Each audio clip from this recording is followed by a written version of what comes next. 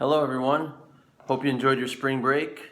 And over spring break, if you found some time to begin reading Hamlet, that's great. If not, get busy with it now. We'll be going over Acts 1 and 2 this week.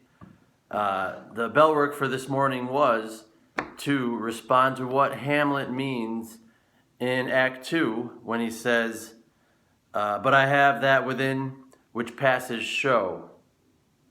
But the trappings of the suits of woe. So what is it in him? Spiritually, psychologically, emotionally, morally, which is stronger than just a show of emotion or mentality. Okay, so you want to respond to that in the bell work for today, and also that was scene 2, line 85. And also in scene 5, the bell work today talks about when he tells his friends Horatio and Marcellus that as I perchance hereafter shall think to meet, to put an antic disposition on. Okay, so the antic disposition, it says in our gloss, is strange behavior. So in the bell work, you want to talk about what he means by putting on a strange behavior, antic disposition, and how that relates to what he said earlier. It was to his mother, the Queen Gertrude, I have that within which passes show. Okay, so discuss what's going on with Hamlet when he says those two lines. That's the bell work. A couple of goals we have for reading Act 1 is a standard in English class where you want to determine the meaning considering the context in which it's used. So look for context clues when going through Shakespeare's Hamlet. Again, a lot of this, the expressions are going to be tricky for you to comprehend, so you're going to depend on your skills to understand words by the context they're used in. One example we can look at here, if you'd take a moment, look at scene 2, line 105. In scene 2, line 105, the king is reprimanding Hamlet for being so sad all the time about his father's death. And the word here is course, C-O-R-S-E, line 105. King Claudius says, from the first course till he that died that day. From the first course till he that died that day. This is actually just the word corpse without the P. Shakespeare, at his time or in his language, he didn't want to put the P in there, so it's course. You can tell from the context, he that died that day, from the first course, we can tell that course must mean corpse. So the context of he that died that day tells us the meaning there. There's also in the gloss translation to corpse for you. Another good example of using your context clues is on scene 2, line 252. If you turn to line 252,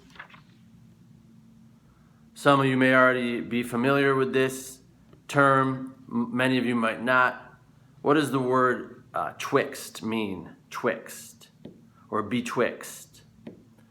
In line 252, Hamlet's talking to his friends again, and he says, upon the platform twixt 11 and 12, I'll visit you. So you don't need to know the meaning of twixt. You can tell what it means by the context that it's used in. The terms 11 and 12, I'll visit you.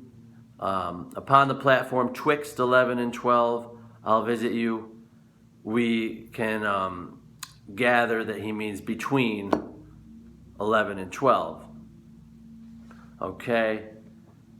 So when someone tells you 2 hours, it doesn't really matter what they say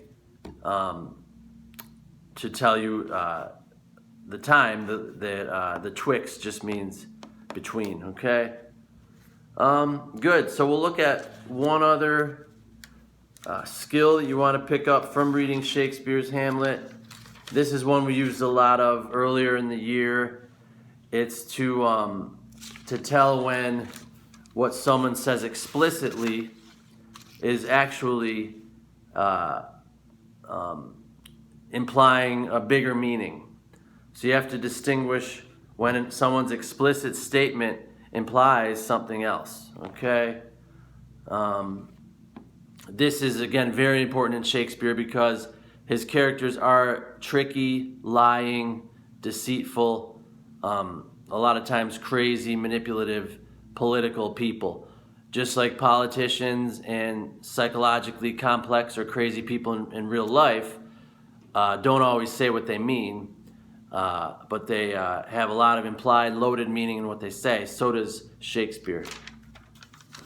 So, for instance, if we look at Claudius, King Claudius, remember Shakespeare or Hamlet's uncle, who's now his stepfather. We look at scene 2, line 94. Scene 2, line 94.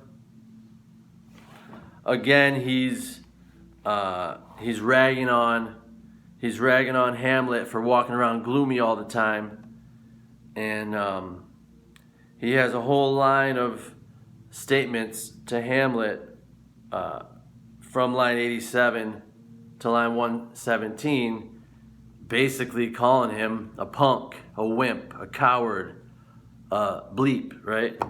And the line we'll point out to you here is line 94. He says, "'Tis unmanly grief. It shows a will most incorrect to heaven." Okay, in line 94, 95. Unmanly, if someone calls you unmanly, you know what they mean. All the men out there, you're being called a wimp, you know. Choose any word you want to fill that in. Unmanly is an explicit word the king uses to imply Hamlet's being a coward. Okay? Every line in that section is the king trying to be politically correct, or PC, but really what he's implying is that Hamlet's a total coward. Okay? One more example of explicit language having a lot more implied meaning would be Hamlet in, again, scene 2. We're looking mostly at scene 2 here, line 159.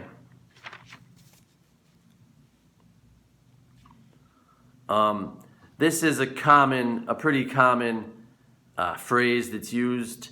It's a figurative phrase that in line 159, Hamlet tells us that he's going to be very secret and quiet about his mother's behavior in marrying her brother-in-law just weeks after her husband is murdered.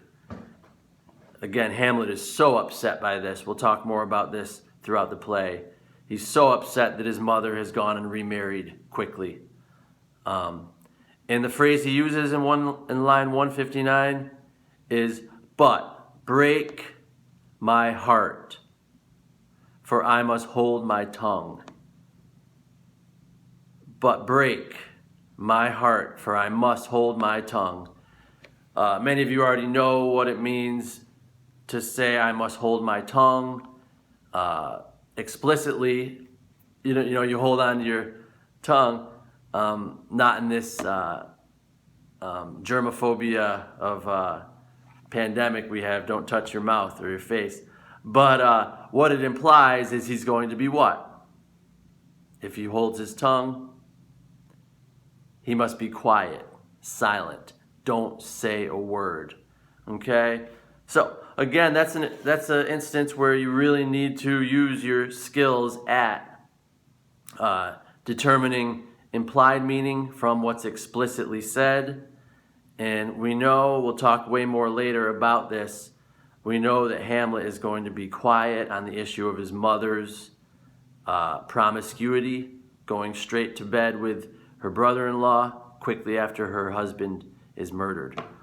Okay, so your assignment for Act 1 this week is going to be practicing these skills of determining meaning from context clues and from determining implied meaning from what's explicitly said. Okay, so look forward to doing that activity. Will be posted later this evening, and it'll probably be due Thursday. So you'll have a couple of days to work on this activity. Again, keep on reading Act 1, and if you're done with Act 1, by all means, dive into Act 2, and we'll have another assignment later this week on Act 2, so make sure you're keeping up with the readings of Act 1 and Act 2. All right, have a great day. Be safe. Be well.